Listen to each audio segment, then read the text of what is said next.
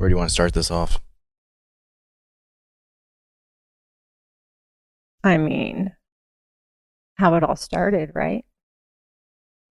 Hey, it's Ben Wise, and this is the fitness movement.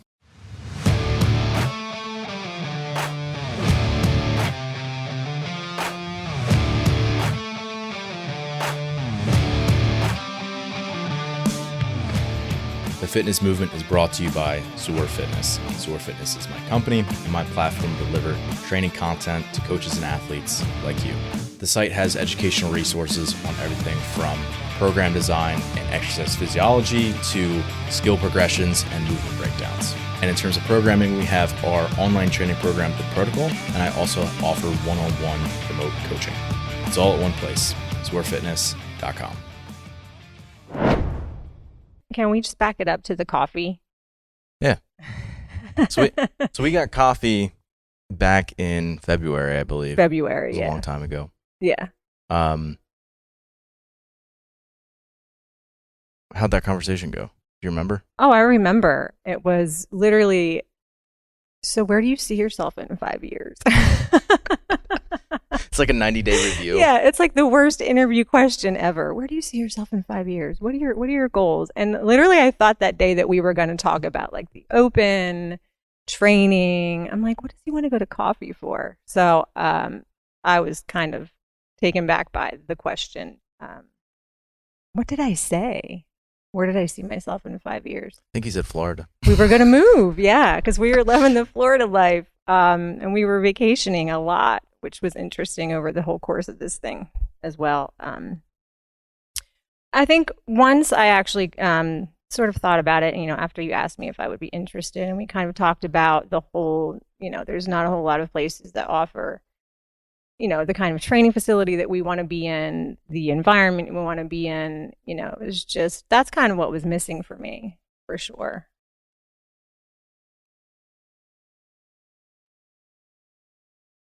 I mean, you have a business and it's going well.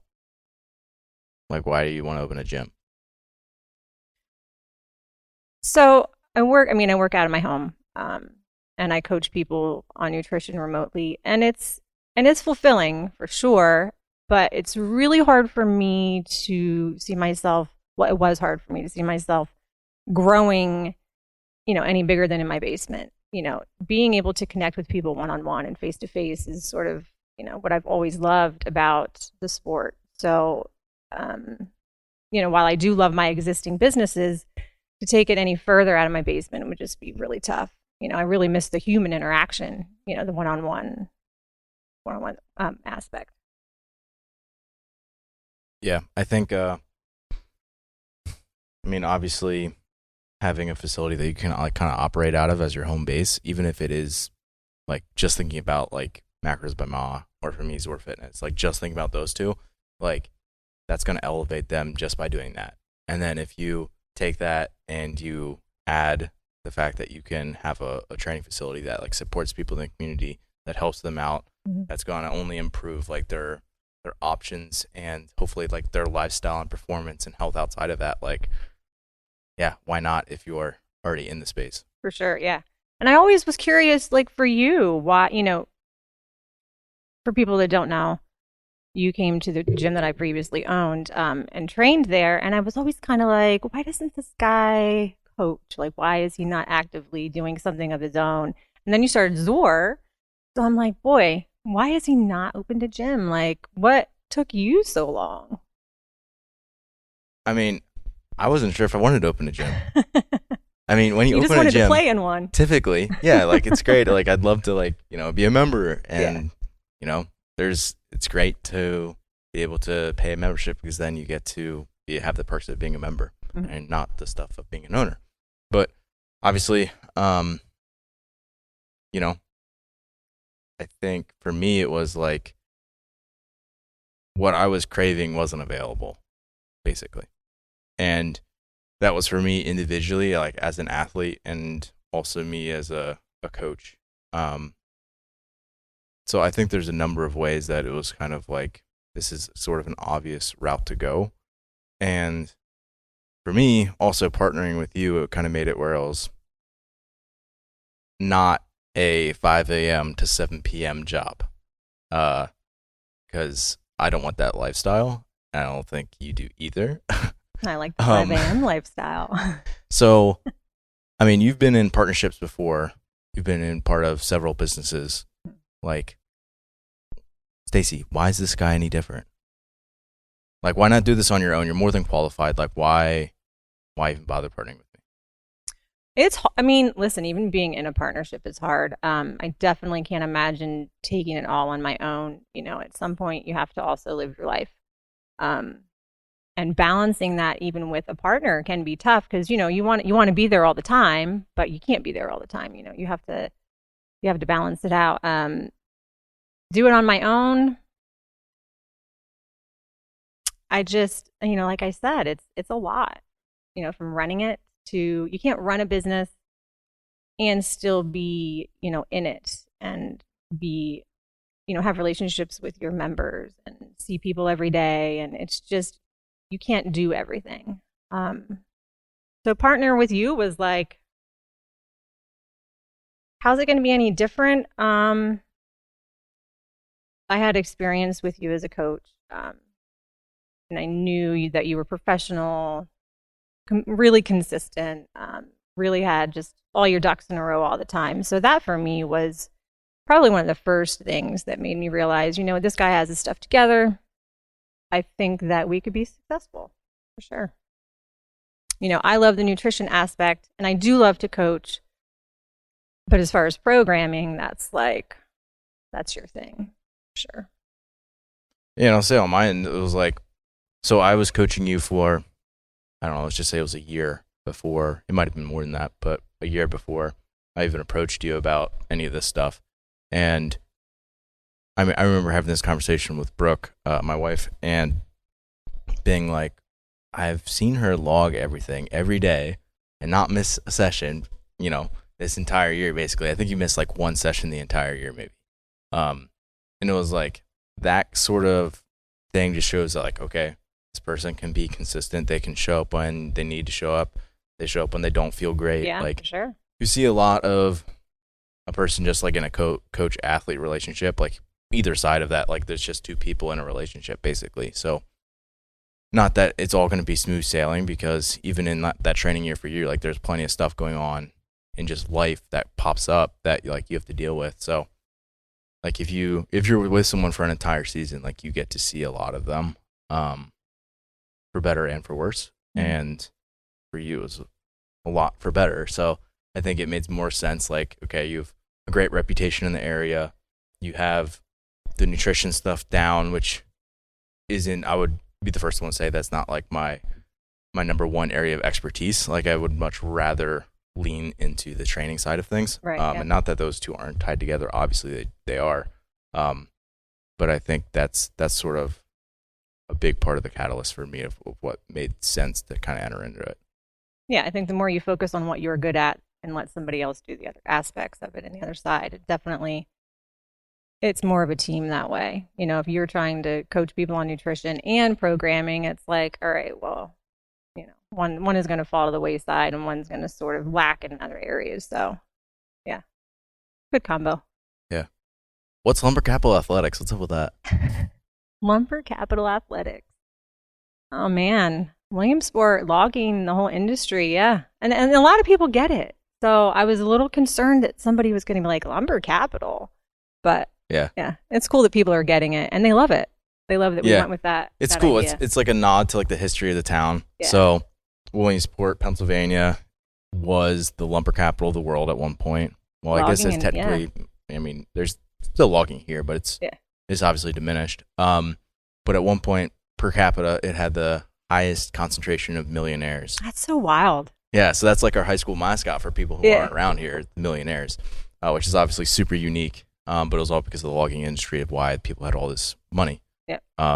Now people know it for like the Little League World Series and a bunch of other stuff, but like originally it was like a logging town. So it's kind of a cool thing for that. And a lot of like our branding and our logo and a lot of that sort of stuff is sort of, geared around it being sort of, again, like that logging feel, but also like that sort of vintage, rustic kind of feel. Like we're sitting with this is under construction right now, but we got a pallet of wood. Our pallets.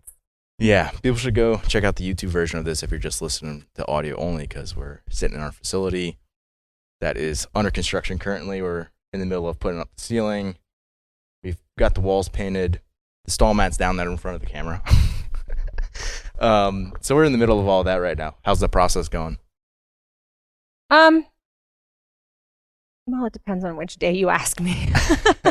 That's so true. The process now or the process getting started? The process now, I feel like we're doing well.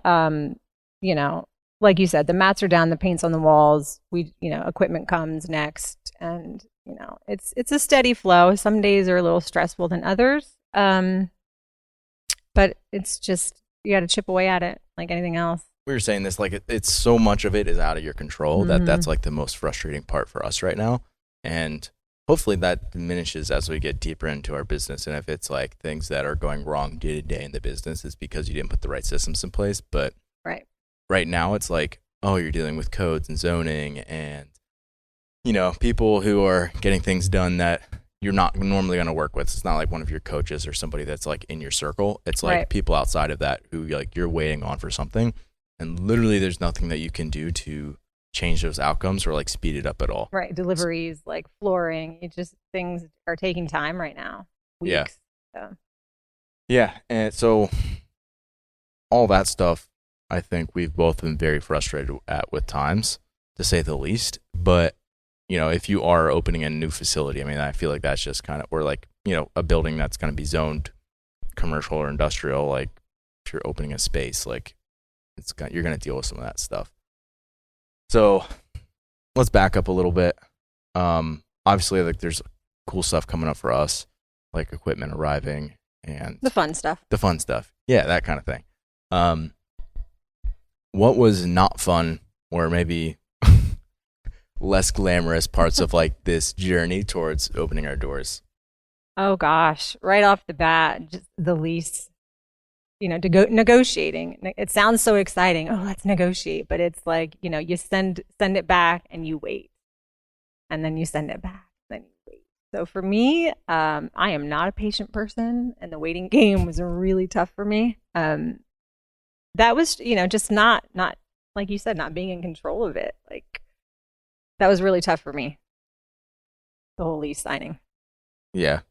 I mean, I had mentioned this to you before, but I was fully expecting it to be like a used car salesman type thing, where it's like, all right, let me go back and then we'll look at the numbers and I'll come back to you. And it was like literally like I imagined it to happen like within, maybe like a sit down conversation, or like that takes a couple hours, or like let me call you back, or like, okay, maybe this will take a couple days, maybe it'll take 2 weeks. Yeah. 5 months? Like, I think that's an extreme case. Like, I don't think most people who, if you plan on doing this, that is going to be that, because we restructured our lease negotiations a couple different ways. We considered not leasing for a little bit.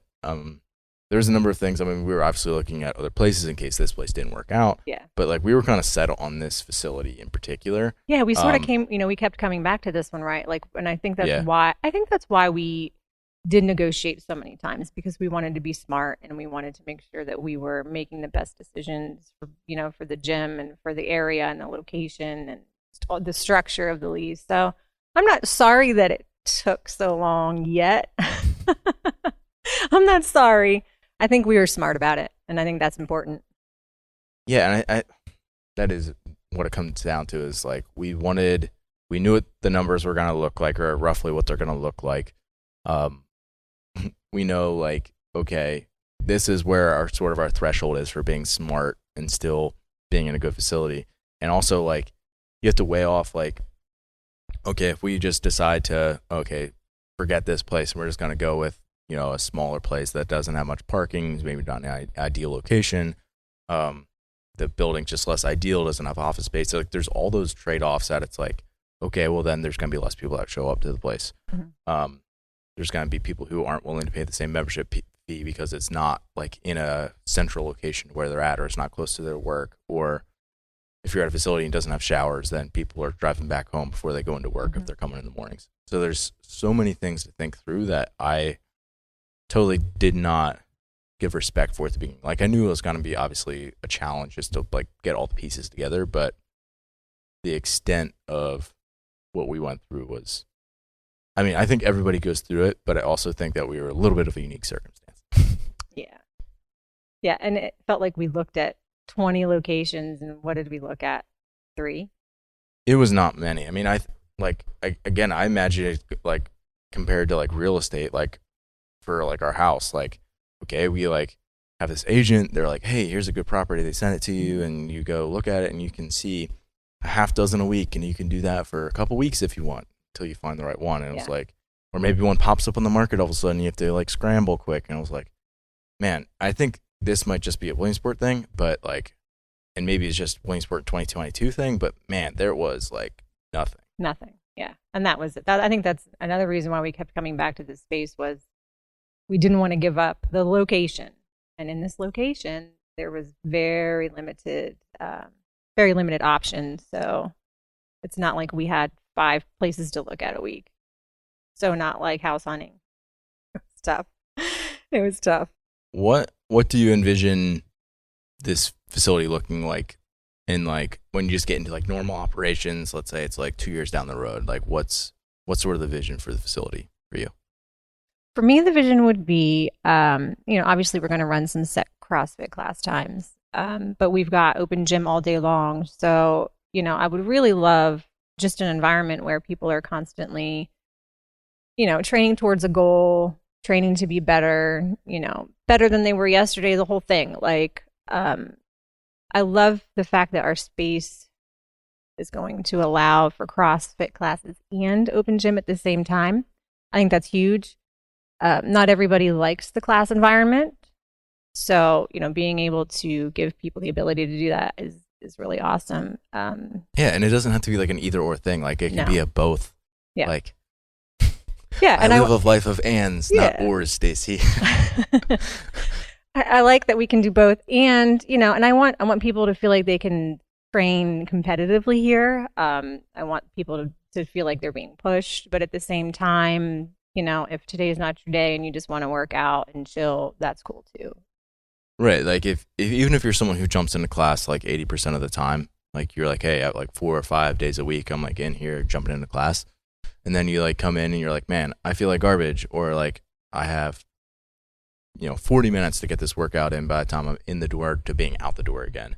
It's like, okay, the class isn't going to work for me today. Like, okay, either you can, do the class programming on your own time. Like that isn't maybe perfectly aligned with your schedule that on a particular day. Or like you can come in and like do a recovery session. You could come in and do the protocol, which we're going to have like on a TV in here regularly. You could come in and again, like hit some strength work before you jump into class, or like vice versa, like stay around after you go to a class and do some accessory work or some extra conditioning or go for a little run afterwards. Like it just opens up like so many more possibilities like for people with like a variety of goals, which I think is like, that's sort of like what an ideal facility looks like to me, is like all, people who are coming under one roof who have these variety of goals, but they're all like goal driven people who, they can, it's a place where each of them are supported in their own endeavors. And it's not like you're having to like fit into this box of like, hey, like this is what a CrossFit athlete should be. Like this is, and like, if that's not you because that doesn't fit your personality type, or that doesn't fit the way that you want to train or how you enjoy training or what's going to be sustainable for you, then it's like, hey, let's figure out what's going to be a better option for you and go with that. Are there other advantages that you see of like this type of facility layout, the way that we're structuring things?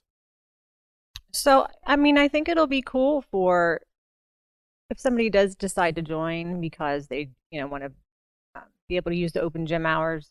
I think that it's a bonus that they can see, what, maybe I do want to do some classes. Maybe a group setting would be cool for me. I'm going to try it out. A lot of people come in and they're like, oh, no, the group thing's not for me. I don't want to be in a class.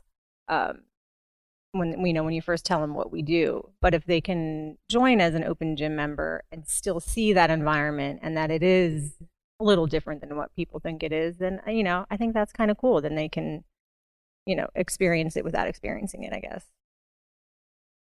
Yeah, and even for like people who like just want to come in and just do their weightlifting, for example, and they don't care to be a part of class, you still like feel like involved in the community. Like when you come in, it's not like a Planet Fitness feel, like where uh, you feel like you can't make eye contact with anybody. Like you're Right. putting in your headphones, like Mhm. you're making sure no one's like watching you when you're doing your bicep curls or whatever, right? Like that's totally like not the vibe of like most functional training facilities, and certainly not going to be the thing for us. Like the goal is for like when you to come in, for people to like know your name, to say hi to you, to be able to talk to you. Like Absolutely, yeah. it's I find it so nauseating to go into a regular commercial gym now, because it's like I don't like I'm not comfortable, and like if anyone's comfortable in a Right. gym, it should be the people that like are in the gym all the time. And it's like, man, if I'm not comfortable at a place like that, how is anyone like Sure. who is Yeah. like a quote regular person like gonna be comfortable in a place like that? Yeah. And it's not all about somebody's comfort, right? Like obviously CrossFit's like known for having terrible workouts and like all that stuff, like the stereotypes that are out there, but like having the sense that like there's people around me that care about me, who aren't just like judging you. Right. Like that was like Planet Fitness's big thing. I don't want to like bash them all the time, but like that's like that was like so big for them, and it's like, why are they trying to like squelch that stigma? It's because it's like it's there, right? Yeah. I feel like it's exactly the opposite. Right. Yeah. So I don't know, maybe that's just like a good contrast to what our model is. Like you can charge $10 a month when 95% of your people don't show up. Don't show up. And nobody cares. And nobody cares. Right. Right. And you Right. can again, so it's like if I just think about like everything that I wouldn't want, like that's sort of what it is. Right. So like turn that around, like what are we trying to create? It's like for me it's a facility where, again, a variety of goals can be supported and people feel like they're a part of something that's beyond themselves, where they go and like people care about them and know about them, and that they have, owners and other coaches who are invested in Mm-hmm. their own success, and not just like the success of like us two. Like I don't want somebody to feel like, oh, I'm just joining and being a member and it's just helping, the owners make a paycheck. Right. Like that's the last thing I would ever want. Absolutely, yeah. So I don't know if there's any way to really kind of just like state that, but I think if you do a good job of like setting up your business like in the right ways, that you'll have a reputation down the road of that, if that makes sense. Sure, yeah.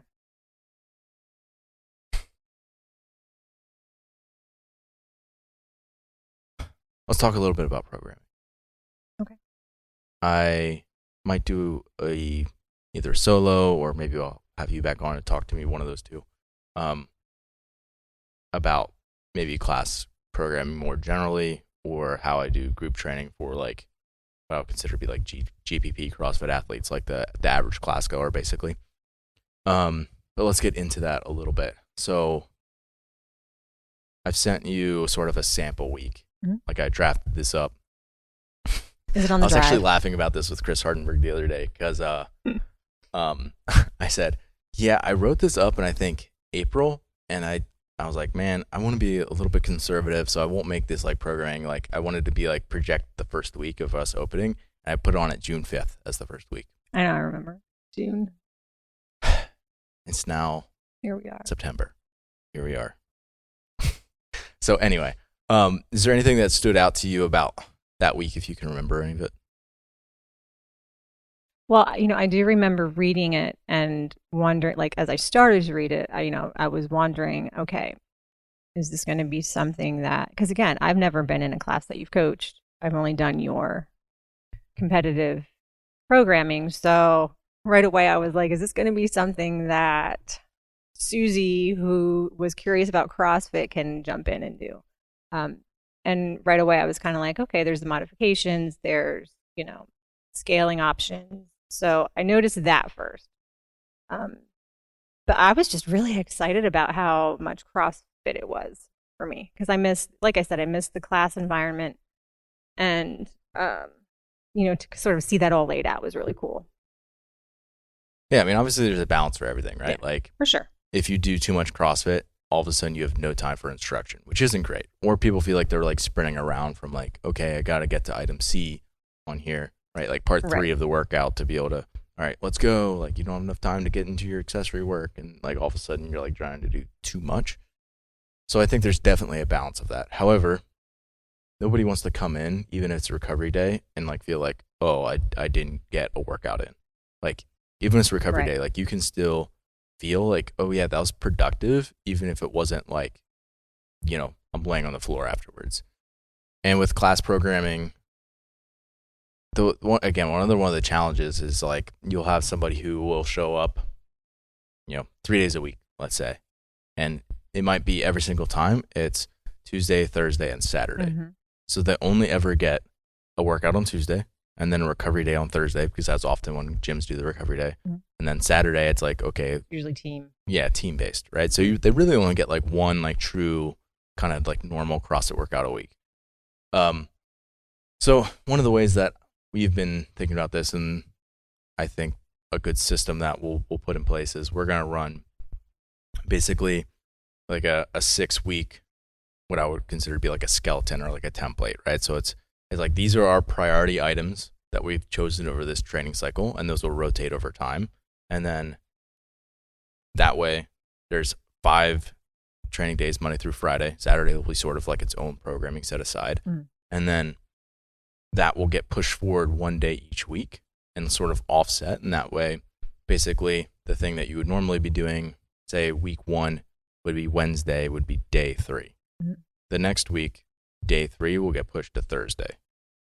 So let's just say that it was like an interval-based workout that was featuring, hinging and pressing movements, let's say, on Wednesday. The next week, it'll be Thursday. Obviously, it's going to be different because it's like varieties or progression, however you want to think about it, is like that's always going to be part of it. But allowing that sort of structure allows the person that shows up Tuesday, Thursday, Saturday to get a different look of a workout and intention every single time they come in. Absolutely. I mean, if Monday is always back squat day and I can't come on Mondays, I'm bummed. Like, I'm never going to get that. Yeah, exactly. So. Or like you're the person who like, I don't really enjoy weightlifting, but I'm getting these snatch progressions every single Tuesday because that's what's on the docket for that day, and I just have to deal with it. Yeah, so I think that's one thing that there's obviously like a lot of things that you have to think through, from everything from like equipment to like the space that you have to how many you're going to put in a class. And like, there's obviously a lot of logistics that go into just class programming, to even like what are the appropriate scaling options based on like what's the intention behind it. But I think it starts with just like being super intentional and like thinking through a lot of that stuff. I mean, you've dropped in at a ton of gyms. Is there anything that like either you found really valuable or really annoying at affiliates with their programming?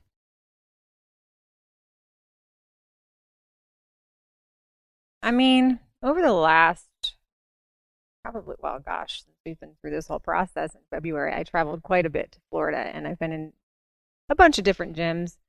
I can't really think of anything that's been super annoying. I feel like programming, it's been pretty okay. Nothing that I would knock. Yeah. And so you've sent a lot of that stuff to me, and often when I have an athlete who I'm coaching remotely and they're like, hey, I'm going to be traveling, I'll be like, hey, jump into this class. Because oftentimes if I'm writing a lot of individual design programming, they're not going into class, or it's limited. And I think being a part of that environment, especially when you're traveling, can be really nice and sort of a break. So oftentimes I have people do that. And one of the things that I notice with a lot of classes is it's often just like a lot. So, now that I'm thinking about it, now that I'm remembering, there's been a couple of classes where I'm like, it's like warm up, quick, and then all these pieces. And I'm like, oh, that was a lot in an hour. That was a lot of stuff. Yeah. And with not a lot of warm up. So. Right. And again, there's a balance. Like nobody wants to warm up for 30 minutes by the time they get into their. Right. You shouldn't. Yeah. So, however, the thing that I see a lot, it's like, man, if someone is doing, running and squats and thrusters, and all of a sudden it's like, oh my gosh, like that's a lot of contractions on your legs. Like, how does the average person who shows up to class gonna like walk the next day, if I'm being honest? Like, it's just like a lot. So for me, I think that's another thing that I'm going to be thinking about is like balancing the types of contractions people are getting, where it's not just all like, this is just going to be like a brutal workout. Like you can still get a brutal workout and like feel pretty normal within a couple minutes after the workout and be able to go on with your day. You don't have to be crippled the next day where you have to like hold onto the railing as you get down the stairs. Yeah. Like that's totally not necessary.